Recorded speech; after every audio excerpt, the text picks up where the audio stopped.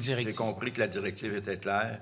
Alors, nous allons maintenant avec la deuxième opposition, et c'est le député de Saint-Henri-Sainte-Anne qui prend le relais. Merci, M. le Président. Il y aura d'autres blocs, M. le ministre. Tout à l'heure, on s'est parlé, on s'est laissé sur la question des fouilles. J'aurais peut-être juste voulu qu'on clarifie, là. Est-ce que vous vous engagez à ce qu'on ait des règles nationales, un cadre national?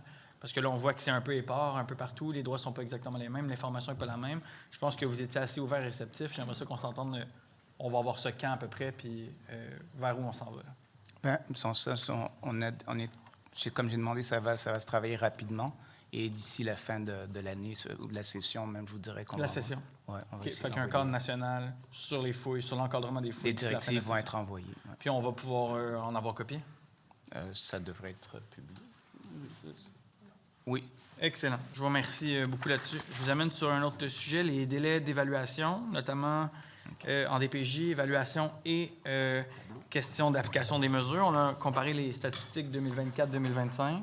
Okay. En fait, alors que la cible nationale est de 21 jours pour l'éval d'un jeune suivant un signalement, on sait que plusieurs régions du Québec n'y arrivent tout simplement plus et que la situation est particulièrement dramatique. Je pense à la Côte-Nord, où les délais sont passés de 24 à 25, de 26,6 jours à 49,7 jours en 25, une hausse de 87 % dans les délais pour les évaluations.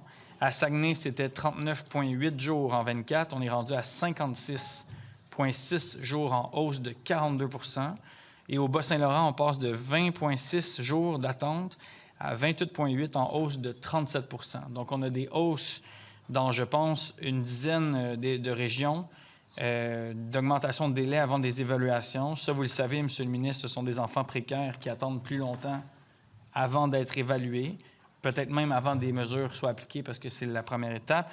C'est ça le bilan, là. Donc, je vous demande simplement, est-ce que vous jugez que ces délais-là qui explosent dans ces régions-là sont acceptables? Puis, c'est quoi votre plan pour améliorer le tout? OK. Je pense que la première chose qu'il faut dire, faut rassurer tout le monde, là, les P1, P2, les urgences, semi-urgences, abus sexuels, abus physiques, négligence sévère, sont toutes prises à l'intérieur du temps qui est requis, de 24 à 48 heures.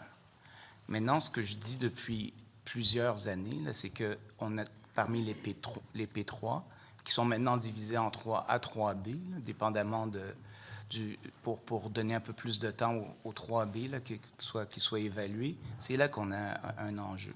Puis c'est pour ça que beaucoup des initiatives que l'on fait, c'est pour diminuer le nombre de signalements en amont de la DPJ. Puis en fait, ce qu'on a réussi, puis je vais vous le montrer, c'est qu'on a quand même diminué de façon significative la liste d'attente. À la même époque, l'an passé, on avait au-dessus de 4000 enfants sur une liste d'attente. On a diminué de 600. Puis la chose qui m'encourage beaucoup, là, c'est un graphe un peu compliqué, mais vous voyez, on est monté très haut ici. Et on est redescendu là, de 5000 personnes en attente à autour de 3600. Mais ce qui est encourageant, c'est que pour la première fois depuis que je suis au gouvernement, on voit que malgré la reprise des classes, on a une certaine stabilité là, et non pas une augmentation des signalements avec le retour en classe, sachant que nos plus grands signalants sont les gens de l'école. Donc, je vais accélérer. Donc, mon plan, là, c'est vraiment de continuer à travailler en amont, de faire que les écoles s'assoient avec la première ligne jeunesse, la protection de la jeunesse, dans un projet qu'on appelle Agir ensemble pour faire de la concertation clinique et éviter les signalements. Et évidemment aussi, grâce à l'arrivée de Santé Québec dans le jeu, c'est d'améliorer nos régions qui ont plus de difficultés en transposant les meilleures pratiques. Parce qu'on a des régions aussi, il faut le dire, qui n'ont plus de liste d'attente. Question suivante. J'essaie d'aller Monsieur le ministre, merci. Écoutez, je vais vous demander peut-être de déposer les tableaux, évidemment, puis on va les consulter. Ce que je vois, par contre, puis les chiffres ne montent pas, c'est dans vos crédits. On a des augmentations claires dans les délais d'évaluation, mais on les a aussi dans l'application des mesures. Puis ça, c'est quand même assez dramatique. Dans l'application des mesures, en Gaspésie, les délais ont augmenté de 34 %. En Abitibi, les délais ont augmenté de 43 %. En Chaudière-Appalaches, 152 d'augmentation de délais, 152 %. Et centre-sud de l'île de Montréal, là, où on a connu quand même des épisodes assez dramatiques, c'est 920 % d'augmentation de délai. Ce sont vos chiffres dans vos cahiers. Je vous vois avoir l'air dubitatif, là. Mais on passe dans l'application des mesures en 24 à 4,4 jours à 40,5 jours. c'est 920 d'augmentation de délai pour l'application des mesures. Ça, c'est les données que vous nous donnez. Donc, je veux bien croire qu'on diminue les chiffres dans la liste de gens qui attendent pour une éval, mais là, c'est de bord en bord dans le réseau, là, M. le ministre. Ce n'est pas seulement diminuer la liste d'attente, c'est diminuer la liste d'évaluation, puis c'est de diminuer, puis d'arriver à des chiffres qui ont du bon sens pour l'application des mesures. On est rendu à 920 d'augmentation dans le CIUS du centre de l'île, donc quand même. Donc, c'est quoi votre plan pour qu'on arrive à ces chiffres-là? Puis là, si vous n'êtes pas d'accord avec le CIUS, ce sont vos chiffres. Je veux dire, à Appalaches, c'est 152 Je veux dire, il y a plein de données. Bien, clairement, pour l'application de mesures, on est en fait en train de changer la procédure.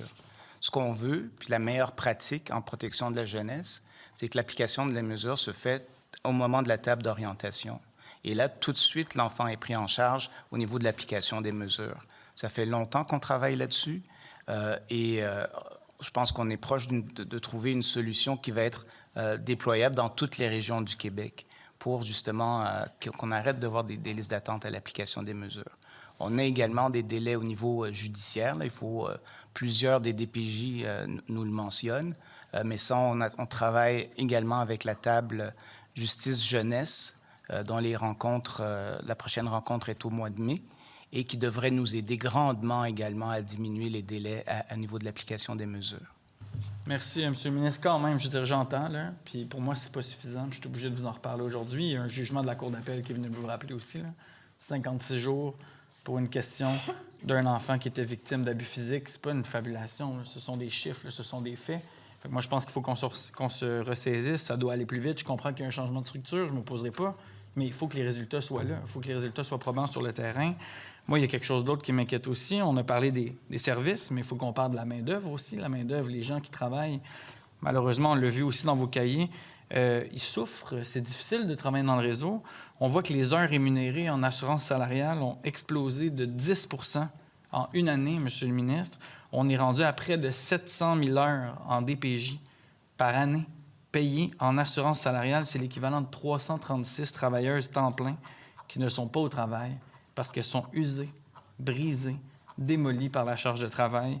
Moi, ce qu'on me dit sur le terrain, ce que les travailleuses me partagent, c'est des burn-out, des blessures, des gens qui n'en peuvent plus de porter le réseau à bout de bras. Donc, je veux dire, les délais augmentent, puis c'est pas pour rien, là, c'est parce que nos travailleuses sont à bout de leur capacité, à bout de leur réseau. Est-ce qu'on a un plan pour remédier à ça puis s'assurer que nos travailleuses sont capables de rester en emploi, sont capables de rester en santé, puis sont capables de maintenir notre réseau? Bien, encore une fois, je pense que c'est tout le travail de diminution de la charge en amont et en s'assurant que la DPJ n'est plus la salle d'urgence, mais bien les soins intensifs. On fait un travail important également au niveau des recrutements. Juste pour vous mentionner, le nombre de TC entre l'an dernier et cette année a encore une fois augmenté de 13 633 à 14 784. Ça, c'est le nombre d'heures travaillées, qui inclut une augmentation de 2027 employés dans les programmes jeunesse, incluant la protection de la jeunesse. En plus, on a fait un investissement spécifique en centre de réadaptation, où on a ajouté 500 personnes dans nos centres de réadaptation. L'an dernier et cette année, notre plus grand investissement en services sociaux, c'est au niveau de la jeunesse. 108 millions de dollars l'an dernier, 145 millions de dollars cette année. On continue à travailler très fort pour améliorer la situation de toutes nos intervenantes à travers le réseau. J'entends ce que vous dites, mais les faits sont là. Il y a une explosion de 10 quand même dans vos cahiers de crédit de travailleuses qui devraient être capables de continuer leur emploi puis qui sont usées, qui sont absolument brisées. Puis ça m'inquiète là, sur l'état des forces sur le terrain, puis elle m'en parle. Donc, j'en suis qu'il faut respecter une charge de travail possible pour elles parce que là, elles se sentent complètement débordées. Je voudrais vous parler de la qualité des infrastructures aussi. On en a glissé quelques mots cette année. On a parlé de Mont-Saint-Antoine, hein, ça fait beaucoup couler d'encre. Il y a aussi Val-du-Lac, il y a le centre de réadaptation de la Naudière à Joliette, il y en a d'autres. La CDPDJ nous a parlé d'infestation de rats, elle nous a parlé d'exposition potentielle à l'amiante, elle nous a parlé d'enjeux d'intimité et de salubrité dans les salles de bain, quand même. L'année dernière, il y avait 7 de vos infrastructures qui étaient cotées D ou E. Cette année, c'est 15 dans vos cahiers de crédit. On a doublé la cote D ou E dans vos infrastructures. Et ça va aller en s'empirant. Ça ne va pas aller dans le bon sens. Qu'est-ce qu'on fait? Comment on va s'en sortir, M. le ministre? Bien, je pense qu'on priorise les projets des centres jeunesse au niveau de notre PQI, puis vous savez tous les enjeux qu'on a au niveau du PQI. On vient de terminer le nouveau centre jeunesse des Laurentides à Sainte-Thérèse. Je vous invite vraiment à aller le visiter. Quelque chose de très intéressant. On va pouvoir y aller, c'est ça? Ben, Une invitation formelle ici. Deuxièmement, on est en train de rénover Dominique Savio également pour aider les jeunes filles qui sont installées là. Et aussi, on a celui de Beaconsfield qui est en sujet d'évaluation. On veut continuer à prioriser les rénovations de centres jeunesse. Puis un autre avantage, je pense, là, je profitais de la présence de Santé Québec pour en parler, c'est que maintenant, on va pouvoir, auparavant, les établissements décidaient quelles étaient leurs priorités à l'intérieur même de l'établissement. Maintenant, on va avoir une vision beaucoup plus globale sur l'état des infrastructures et prioriser dans tout le réseau. Parce que, par exemple, pour les Laurentides, le centre jeunesse, c'était leur priorité numéro 7. Ça a pris beaucoup d'années avant qu'on se rende au centre jeunesse. C'est la même chose à Laval. Donc maintenant, on va pouvoir les prioriser. Et on a fait une évaluation. La directrice nationale vient de faire une tournée générale des centres jeunesse, la direction des infrastructures aussi. On va les classifier entre elles également pour pouvoir les prioriser sans s'occuper des urgences et des salles d'opération. Merci. Merci. C'est course contre la montre. Quand elle sera complétée, cette liste d'infrastructures, on pourra la rendre publique, M. le ministre? Ça, je vous reviens là-dessus. Parfait. Parce que nous, on a des choses avec DOE, mais si vous avez autre chose avec les différents centres jeunesse, ça va être pertinent pour le public. Il y a beaucoup de fonds publics qui vont être investis là-dedans, puis tant mieux, là. Je veux dire, on en est. Moi, je dresse quand même le constat. Là. On a parlé des délais d'évaluation qui ont explosé dans différentes régions. On a l'application des mesures. On a une main-d'œuvre quand même à bout de souffle. On a des infrastructures qui dépérissent. Là. Moi, je ne fais pas un constat particulièrement positif actuellement, mais fort heureusement, on a nominé une commissaire au bien-être des droits de l'enfant là, qui va avoir pour mission première d'être le chien de garde des droits de l'enfant au Québec. Là. Moi, j'ai très hâte qu'elle prenne fonction. Je me demandais justement, c'est quoi les budgets qui lui sont alloués pour commencer son travail à la commissaire au bien-être, pour mettre son équipe en place, puis c'est quoi son budget pour les 3 prochaines années? Là? Bien, elle est autonome, elle est indépendante, donc elle va avoir un budget qui va être voté par le bureau de l'Assemblée nationale. Et ça un peu la protège contre les enjeux financiers gouvernementaux, donc ça, c'est une très bonne chose.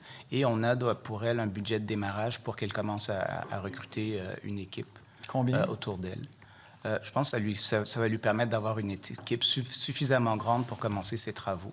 Bien, là, au crédit, M. le ministre, je pose une question précise. Là, son budget de démarrage. C'est 2 millions de dollars. 2 millions. C'est, je pense qu'il avait reçu aussi le protecteur national de l'élève. C'est l'information que j'avais. 2 millions de dollars comme budget de démarrage. Puis on était sur un budget fixe annuel qui tourne autour du 5 millions. J'imagine qu'on pourra s'attendre à des choses similaires. Moi, c'est ça. Le protecteur de l'élève, il n'est pas désigné par l'Assemblée nationale. Sincèrement, je pense que c'est minimum 5 millions. Je pense que j'aurais tendance à dire que... Parce qu'on veut qu'elle soit représentée partout à travers Exactement. le Québec, puis les activités des jeunes partout à travers le Québec. Donc, c'est un peu plus large que le protecteur national de l'élève. Donc, on entend de votre part, du côté gouvernemental, qu'elle va avoir le moyen de ses ambitions. Là. Mais tout ça dépend du bureau de l'Assemblée nationale. Donc, je vous encourage également à encourager vos collègues